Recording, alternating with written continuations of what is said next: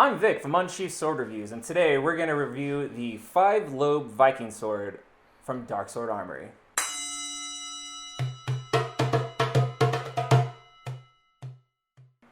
Just a few disclaimers before we get started. We are not historians, we are not experts, we don't study HEMA or any other form of martial arts that will... dirty dilettantes. we are just novice in every regard, but we are enthusiasts and we're consumers, and we want to try to give you our opinions on items to try to help you make an informed decision on what you want to spend your money on. We recognize that, it's a fairly serious outlay of cash to buy a sword, particularly higher end swords. And so we want to give people the information they need, because you can't just go to the sword store and play with it. So we want to give you the information you need to make an informed decision, just like Vic said. Exactly. So what we have here is a 5 Lobe Viking sword from Darksword Armory. John, why don't you rattle off some specs for this bad boy? All right. So this sword, it's going to cost you between $565 and $695, not including shipping, and that the price is going to vary based on the scabbard choices you make. Some of them come with an integrated sword belt, and the sharpening choices you make, so those add a little bit of extra money. Overall length is 36 and 3/8 inches, and the blade is 30 inches and 5/8, so it's got about a 6-inch grip.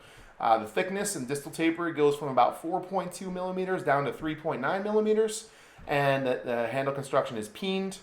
The weight is coming in around 2.4 pounds. The steel is 5160, and the hardness is 60 at the edge and 48 to 50 at the core, which is nice because it gives you a sword that's going to stay sharp and it's not going to break.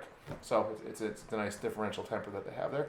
Yeah. So overall, this is a really, really nice example of a Viking era sword. So here's the deal. I'm just going to call it a Viking sword. I know that that's not the most accurate term in the world, but that's what the manufacturer calls it, and it's just easier to call it a Viking sword. So this is what I think is a really nice example of a Viking sword. It is a Type 10 blade. It has a really, really deep, long fuller running pretty much almost the entire length of the blade, as most Type 10s do. The blade itself is really nice looking, has a mirror polish that pretty much all Darksword Armory swords have. Now, whether or not you like mirror polish or satin polish, I mean, that's totally a preference thing. I think on this specific sword, the mirror polish looks really, really good. Mm-hmm. Like I said, the 5 Lobe name means the pommel shape right here. You see the little lobes that it has. Really, really good looking. It has a peen. The peen is like not even so much rough, like you do see hammer marks, but it's not completely flush. Like it's on there, it's definitely secured, it's definitely sturdy, but you could really feel where it's not completely like locked in place. But it's secure though, it's just aesthetically, like you'll notice that. 4-inch grip, this one is a dark brown color. Looks really, really nice. I like that it has double risers on either side. Feels really good on the hand too. So overall, aesthetically, it's a nice looking Viking sword. Definitely, and it does feel good in your hand when you can keep it in your hand. But we'll get to that. Yeah, spoilers. So here's my issue. I need to take a minute here and talk about my umbrage with Darksword Armory. So I like Darksword Armory. The long sword behind me is from Darksword Armory, and that came perfectly shipped and looked nice right out the box. You have a couple products from Darksword Armory. I do, yeah. I have their Type 18E Danish sword, yep. Buddy of ours has their Danish axe. So yeah, so we've played with a few products of theirs. This, when it came to me, I was really kind of pissed because one, it was covered in surface rust. The blade, the hilt, like I had to clean it off. I had to scrub it pretty good with some flints in order to clean it up, and I'm annoyed I didn't take any pictures of it because I just immediately went to start cleaning it. The bigger issue is, the guard, there's a gap, a noticeable gap in the cross guard, which is okay. Like I prefer kind of a tighter fit and finish than that, but in this price range, I'm like, okay, it's not going to be super clean. It's not going to be Albion tight, and that's fine. But it was loaded with epoxy, like overflowing with epoxy. And the thing is, can confirm. I've seen, cheaper swords. I've seen swords in the sub $200 range, have epoxy and stuff like that. I expect that. For a north of $600 sword, that's disheartening, except that it was an extreme amount. It was. It looked gross. It looked like, not only that, the bottom of the guard where it meets the pommel, it was seeping out there as well. Right. And that to me was totally unacceptable. So I contacted Darksword Armory, and their initial response was like, "Oh, we're sorry, but kind of deal with it. Get some dye and dye it so that way it looks black." I was like, no, I'm not going to do that. Like, I'm not going to fix your problem. This is a quality control issue, which Darksword Armory is kind of known for. They had a reputation in the past for not having really good quality control, and supposedly they're getting better. And the reason I bought this sword is because I believed that they were getting better. And then I get this. For me, that was what made me mad about the situation. Was any probably Albion has times when their production quality isn't as much as they would like it to be, and so but then when you contact them, they're going to make it right immediately. The fact that Darksword tried to put it on him to fix their, like you said, to fix their mistake, I was like, you're barking up the wrong tree with this, guys. Right. This is not going to help you. And so I was at the point with this where if they refused to fix it, I was never going to buy another sword from them again. Which is a shame because I actually like the aesthetics of Darksword. There's like 5 or 6 swords off the top of my head that I want to buy. So anyway, I sent the sword in and they did not send me a new sword. What they did was they cleaned it up. They removed some of the epoxy, they dyed some of it, and they cleaned up where the pommel is. So now it looks presentable. If I had gotten the sword like this from the offset, I wouldn't have been mad about it. I'd been like, okay, that's fine.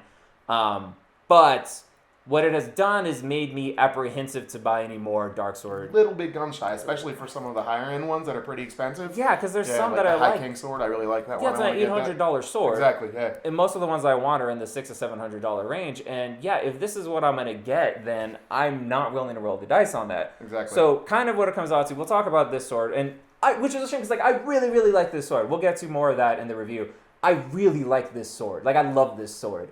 And Darksword Armory, I want to like you. I want to support you. I want to rock your t-shirt. I want to like you, Darksword Armory. Don't make me not.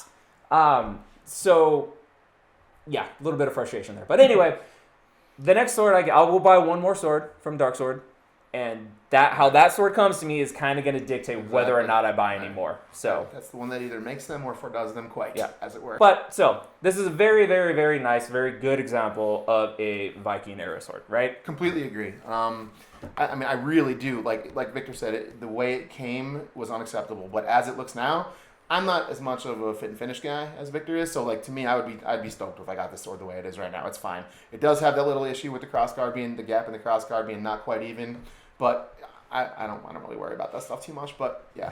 Yeah, but it's fine. It's acceptable. And again, so on the grip, you could see the seam, but it's actually really, really straight, really well done. You really can't feel it at all. Palm at all. No.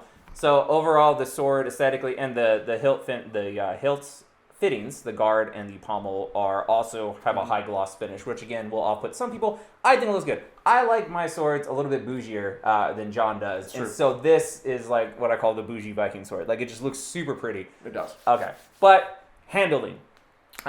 This is pretty light for a Viking sword. It is, yeah. It's what 2.3? 2.3 pounds. Yeah, 2.3 pounds. Yeah. Which is within the historical realm of what they should weigh. But definitely the light end. The light end, because they can weigh up to 3 pounds. Yeah, you know, even 3 plus. Yeah, a couple of them. Yeah. So this is definitely on the lighter end, but what that translates to, it still has a slightly forward feel, which a Viking sword should have, because it's definitely going to be choppier. You know what I mean? But it feels light and responsive and fast. It's surprising. I expected it to be much more chop heavy and be less responsive. It really is very lively. It is pretty lively for this type of sword. It still has, like I said, a little bit of the forward weight, but again, that's by design. That's what it should do. Yep. But it is really one of those swords when you're using it where if you just kind of throw it forward, the sword will work for you. It'll just throw itself forward. It'll give it a good hack. Literally, if you want an arm off, this thing will do it. That'll do the job. Especially because this has gone to Svartalfheim, and so the edge that this has, out the box, the edge was okay. It was the factory edge from Darksword.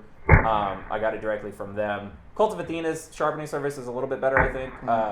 But after going to Svartalfheim, it is ridiculously sharp. It is shaving sharp. To explain Svartalfheim, when we get swords, generally speaking, we take them to a local smith that sharpens them for us and really makes them into lightsabers. Essentially, he puts a really crazy edge on them. And we refer to him as the Svartalf, and we bring our things to Svartalfheim for him to fix them for us, and it's great. It is awesome. So, yeah, cutting is really, really good. It's really easy. I mean, we've only cut water bottles, water jugs, that kind of thing. But we've also, I've also cut fruit, watermelons, pineapples, that kind of stuff with this. I have no doubt at all that it would go right through tatami or even pool noodles if you lined up the edge. I mean, it might bat it away, but I feel like it would do perfectly fine in anything that you wanted to do. Again, on the lighter end of the Viking sword, I don't know how it would hold up being in a shield wall or anything like that, but as a modern consumer, I doubt that's anything you're going to use it for. So absolutely, and kind of a funny anecdote about this sword. So I had never held a Viking sword before in my entire life, and so I'm used to. I have a lot of Chinese swords, and those you can do a lot of wrist rotation, and it doesn't really affect you. not so much with a classic 5 Lobe Viking sword, because it essentially, I disarmed myself while swinging the sword around in Victor's kitchen. There may have been alcohol involved. Just saying. And then all of a sudden, the next thing I knew, the sword was out of my hand and in the wall. Right there. Yeah. Thankfully in the wall. Thankfully in the wall and not into any of my friends. So that worked out about as well as possible. And, it did miss the scutum, which is good. Yeah. But, so that is a thing that is completely my fault. And it was kind of funny once no one was dead. But, yeah, it's just something to be mindful of. If you've never swung one of these around before, it can actually catch the back of your hand and almost disarm you. Which is the thing that should be noted about how Viking swords are supposed to be gripped anyway. Exactly. There's nobody actually knows how to do it, but a lot of people think that instead of the traditional hammer grip you would use on like an army sword, you should use like the handshake grip, which would be like slightly different and allowing kind of the way the Pommel's designed, the curve to lock your hand into place. But if you're trying to do wristy twisty stuff, then it's going to pop right out. So it is definitely something different to get used to handling and kind of hold. Even in a hammer grip, it feels totally different than, say, an arming sword. Yeah, you know what I mean? Or a long sword. Or a long sword, anything like that. But it is, once you kind of get the feel for it and kind of how it moves and stuff like that, I think it's a lot of fun to swing around. And again, it just looks damn good doing it. So. It does, definitely. And I do like it, probably if I was going to be in the shield wall, I'd want a more robust sword than this. A little heavier. Probably to the heavier end, but just to play with in the backyard, it's perfect for that. Yeah. It also should be noted that all Darksword Armory swords do come with scabbards, like we said, and you can get either the standard scabbard, like we have here, or with the interlaced sword belt for like an extra $100. All their scabbards are wood core and wrapped in leather, and honestly, this is one thing that I think Darksword does really, really well. Right. It's a nice scabbard. Probably better than they have to. Yes, to for this price point. Yeah, for this price point, yeah, definitely. And the scabbard usually will match the color of the sword grip. My longsword's black, I have a black one. They're all the exact same type of scabbard, though, so it means they're not going to be historically accurate depending on what kind of sword you get. But it looks good, feels good, good retention and all that. And it's just nice to have, especially, like you said, at this price point. Right. Better than they probably need to be. So for sure. Okay, so if the sword came as it is right now, I would absolutely recommend that you buy it. It's a great sword. It's a lot of fun. If you had to go through the rigmarole that Vic had to go through, then I'm kind of less sure about whether I'd recommend it or not. I'm still going to give it a thumbs up, but I mean with the caveat that you just hope that you don't get a lot of epoxy oozing up out of the handle like Vesuvius. So this sword, as it is now, 100% agree. Yes. It is a great sword. It's a great looking sword. I think it's a great example of this pommel type, of this blade type. It's a gorgeous sword, and it's super fun to swing around in the backyard. I 100% recommend this sword. As I talked about earlier, dark sword, not so sure yet. I still say yes, but yes with an asterisk.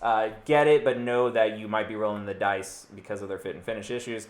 And like I said, I will follow up with a video, an unboxing of my next Darksword Armory piece. And that unboxing should be really interesting. We'll see what that looks like. But this sword, as it stands right now on the table, yes, 100% recommend. I think it is well worth the $600-ish price point. Exactly. And to be fair, our sample size with Darksword is fairly small. I mean, I have one, you have two. You also have the dagger. Yeah, so we've got 5 pieces total, right? One of which came with bad quality control. Right. The others were all pretty good. Yeah. So, I mean, 80% is not good enough, but then again, we only have a sample of 5. Right. So, I mean, it could be 1 out of 100 is like that. It could be 1 out of 1,000 is like that. We don't know. Right. So we're not completely dragging Darksword. It's more their response. At least I'm not completely dragging Darksword. It's their response to the problem that bothered me. But then they did make it right eventually, or righter anyway. Made it right. So they made it close enough to right. Exactly. So. Yeah. So And that's a very fair point. And again, that's why I'm not gonna never buy another sword again. I'm gonna give them. I'm gonna buy another one because again, the longsword that I have came perfect. It was amazing out the box. And my Type 18E came out really great too. And there was no epoxy issues. Everything was right and tight. It looked gorgeous. So So recommend definitely. And again, if there's anything else you would like us to talk about, any specifics on swords or anything you want us in future videos to comment on or make it a point to talk about, let us know. If you want supplemental information on this sword or anything else, let us know. Thanks for watching this video. If you enjoyed, give it a thumbs up and subscribe to our channel if you so choose to. And let us know in the comments how bad we are at cutting. Because our form is ridiculous. It's horribly bad. It's funny. But all right, guys, thanks for joining. Have a good one. See you next time. Peace.